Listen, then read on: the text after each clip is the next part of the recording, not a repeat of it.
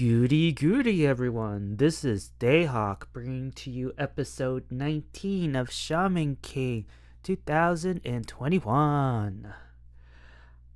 I'm gonna do something different this time around. I figured try something new and see what works. Try to make it short and sweet. Because I assume that everybody by now already seen the episode, so I was thinking, well, maybe I shouldn't go full detail what happened in an episode because I tend to do that. I try to explain what happened and what went down and all that, but this time I want to try something different, and hopefully, if you guys like it, I could do it in this format, or you prefer to do it the old way where I pretty much explain in detail what happens in the episode. But I just wanted to do something different and keep it short and sweet so we don't have these long conversations like 30 to 40 minutes. I'm not saying that all of my videos hit that 40-minute mark, but I want to make it short and sweet as I can. This time I figured just do a summary of the overall episode, and it goes by like this. So in the start of this episode, you get to see Manta and Faust, like in the last episode, in the very final scene. And Faust is in need of partners because, as you know, in this round, all the surviving shamans have to form a team of 3. If a shaman doesn't join a team of 3, then they automatically are out of the tournament. So Faust finds Yo in the gang and offers his services, and of course the majority of the people said no, especially after what happened between Yo and Manta. But later on, Anna and her persuasion,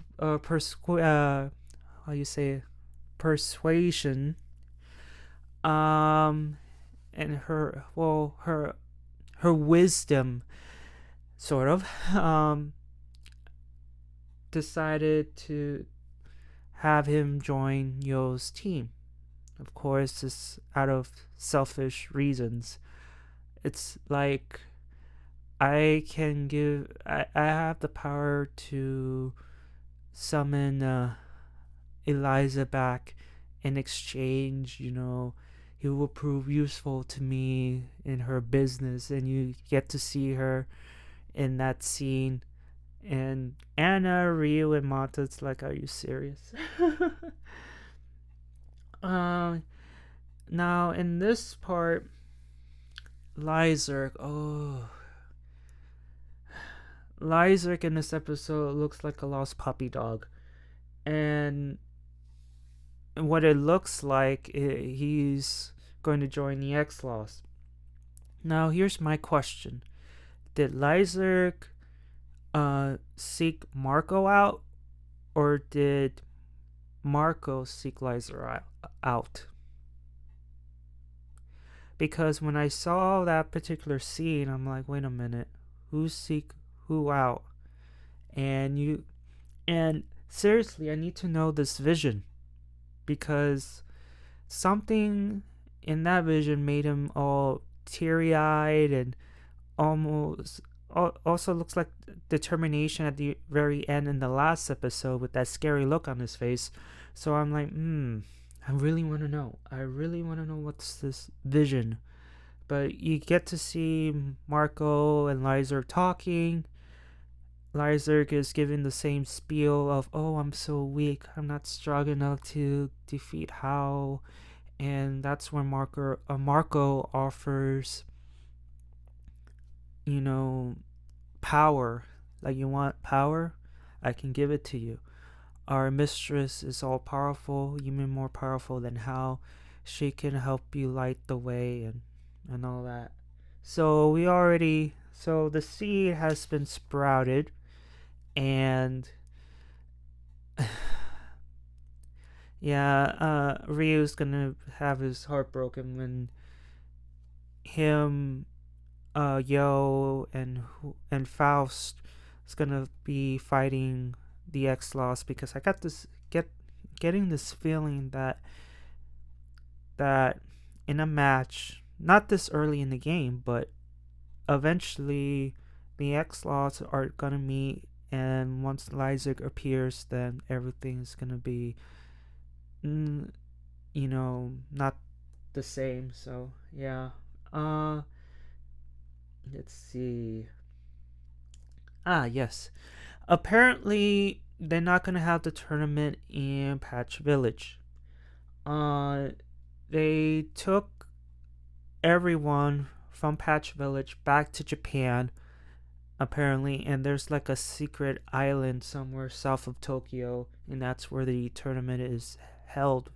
Which, I mean, why is the tournament held in that island? Like, what's the whole point of from traveling to America to locate Patch Village, and yet they have to move everything to this arena in this secret island in Japan? To me, it's such a waste. At least in the original, the tournament is in Patch Village. So I just don't understand that part, because to me, I'll be like, wait a minute. So I came from Japan to go travel to Patch Village, and now you're telling me that I have to go back to Japan, where the actual tournament is held in a secret island. What the hell? Yeah. And so the matches. So it's the first day of the tournament, and the first match is between Team Ren and Team Earth, which consists of Boss and this mysterious man. And poor Choco Love. I mean, he's being fed by the wolves already, because Ren is like, I don't deal with small fries. Choco Love, you handle this. And poor Choco Love is like, what the hell? What are you? We're supposed to be a team. Why do I have to fight these two people? And then during the match, he discovers that the boss isn't really a threat at all, so he easily defeats them. But then mysteriously, the boss like stands up and tries to fight him again, and Choco Love was like getting a little bit concerned, because if he ends up getting a couple more hits to them, they could seriously get killed. And this mysterious man, the leader, is like egging him on, like, don't you want to kill them? Uh, if you don't kill them, they will rise up and try to kill you and all that. And that's when Ren discovers something, that apparently the leader is controlling their unconscious corpses. So the leader of Teen Earth is controlling the boss, which I think it was the very plan from the very beginning, because I'm sure the boss is one of the weakest members of House followers. So I think if you were to beat them, then the leader with the sombrero is going to use his aura soul, his powers, to somehow control the boss and try to find him, Chokyo Love, that way. So yeah, it's going to be very interesting. Team Ren is in the pickle, because of course they don't want to kill the boss, but you have to take out the leader, which they will in the next episode. And that's it. That's the gist of the whole episode. Um yeah, I mean, I wanted to go into detail on this, but I figured I want to try something new. And hopefully you like this format. If you don't, and I could always go back. It's just there's moments where I try to go into detail and get my overall thoughts, but this is just something new. I don't think it's gonna stick forever unless you guys want to. Yeah. Overall, the episode is okay for the most part. You get to see Faust in his most vulnerable state because he's all sad, and I'm sure he's been looking for partners, but no dice, and and finding Yo was like a stroke of luck. But even he had to realize that teaming up with Yo is like winning the lottery, because after what he did to him and Manta very early on in the series, it's like, what kind of reception you gonna get? You know what I'm saying? Um, Lyserg, like I said before, I truly want to know what his vision was and what made him decide to give the X-Laws a chance, even though we saw a glimpse of him eyeing the X-Laws, and just seeing the fact that there are people exactly like him who want to see Hal dead, but the X-Laws, they're pretty much, they see things as good and evil.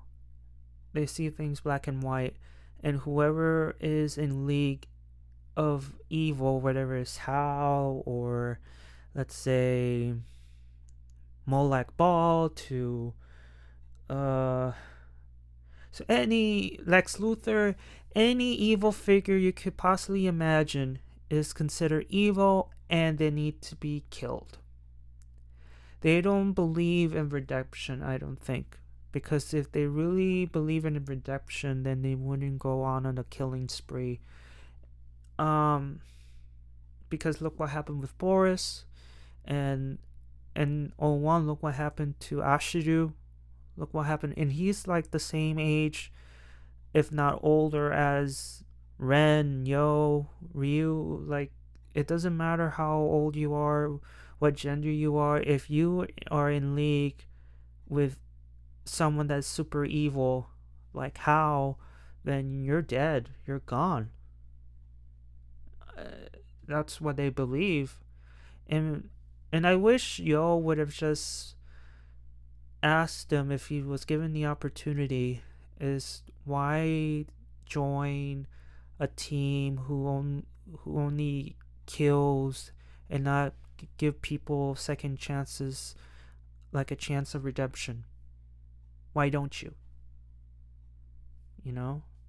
I'm sure Lizer doesn't have a perfect answer, but I'm sure he's gonna say, well, they're strong.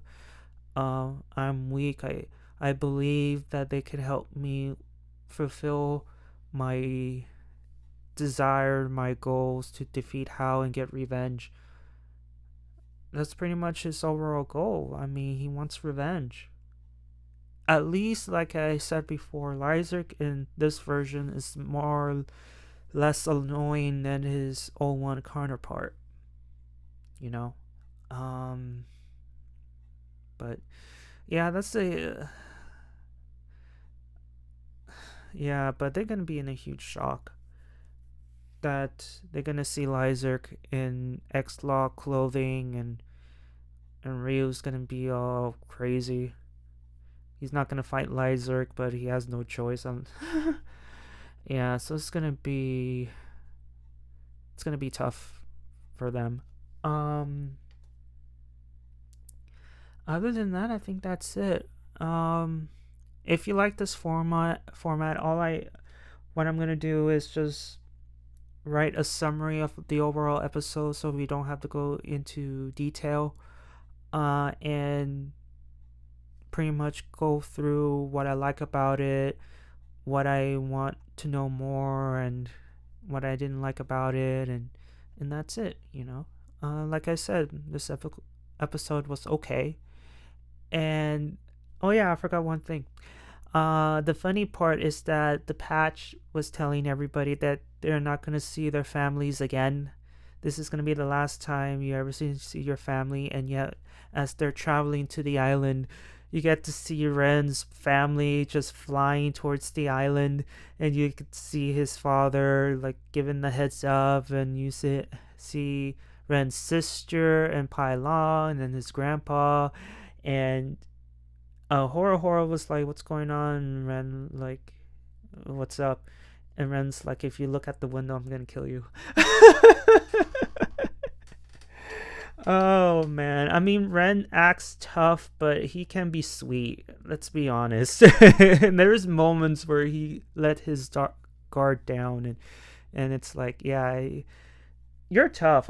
You're tough, but you're allowed to let your guard down just a little bit. Okay. All right then. Thank you so much, and I will see you all on the other side. Johnny!